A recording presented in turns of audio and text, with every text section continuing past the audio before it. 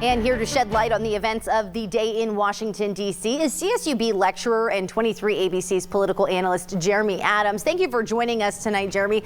Let's start about talking about the importance of the inauguration. Broadly speaking, why do Americans care so much about inaugural speeches, and why are they so significant?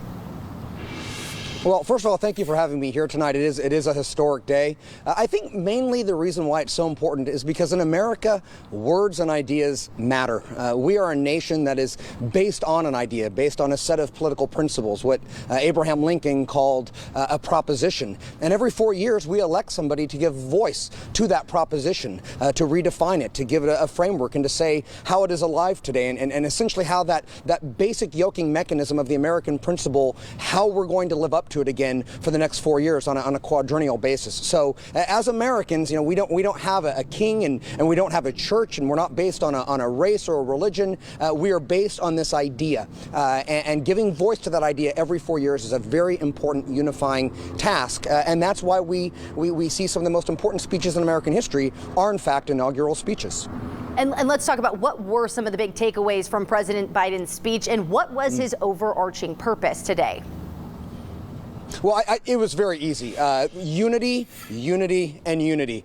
He quoted about everybody under the sun to talk about unity. He quoted St. Augustine. He quoted the founding fathers. He quoted Martin Luther King. He quoted Lincoln. He gave us a poem. He gave us a prayer. I think the most poignant and powerful phrase of the entire speech is when he said the most elusive thing in democracy is unity, that we can't do anything in a democratic society if we do not have the capacity to come together at times. And I thought that he spoke very eloquently about the toxicity of our politics, about how polarized we have become. And you can't have that in the body politic if you're going to confront monumental problems. In many ways, I thought that the tone and the texture of his speech almost sounded like a kind of civic prayer, like a grandfather on Thanksgiving telling everybody in the family, okay, we've been fighting for a long time and we come from different places, but on this day we're going to come together at the Thanksgiving table and we're going to remember that what unites us is much stronger than anything that divides us.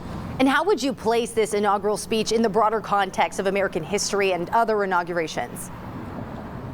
Well, there were definitely echoes of other speeches. I think there are two that definitely come to mind. The first one, of course, is Thomas Jefferson's first inaugural in 1801, which was a highly controversial election. It took 3 months to elect the president. It took 36 rounds of voting in the House of Representatives to choose Thomas Jefferson over Aaron Burr. And in that speech, Thomas Jefferson very much sounded like Joe Biden today. He said that every difference of opinion is not a difference of principle. He said we are all Federalists, we are all Republicans. And then the second speech that really you heard an echo of course, was what many historians consider to be the greatest inaugural speech of all time, and that is Abraham Lincoln's first inaugural speech as the country stood on the precipice of a civil war. And Abraham Lincoln pleaded with his fellow citizens in the North and the South to, listen to the, sacred chords of memory and to appeal to the better angels of our nature to come together. And then finally, I guess you could also argue that 1933, Great Depression, the banks are failing. FDR says it's a time for bold action. The only thing we have to fear is fear itself. And Biden, of course, said we have to pivot to the ability to do big things in the middle of a pandemic, in the middle of a time of great crisis and concern. And you, of course, bringing up some very memorable speeches and points in those speeches. Typically, what are the ingredients, if you will, of a strong inaugural speech? Well, I think the most important one is to know where you are in the stream of American history. Thomas Jefferson understood that this was the advent, the genesis of party politics, and he spoke to that. Abraham Lincoln understood that we're in the midst of a civil war. Ronald Reagan understood that we were trying to escape the malaise of the 1970s. And the second thing that's really important, of course, is to really know your tone and to know how you sound. I think we can all agree that Joe Biden has the feeling of an elder statesman, of an American grandfather, and he spoke to that.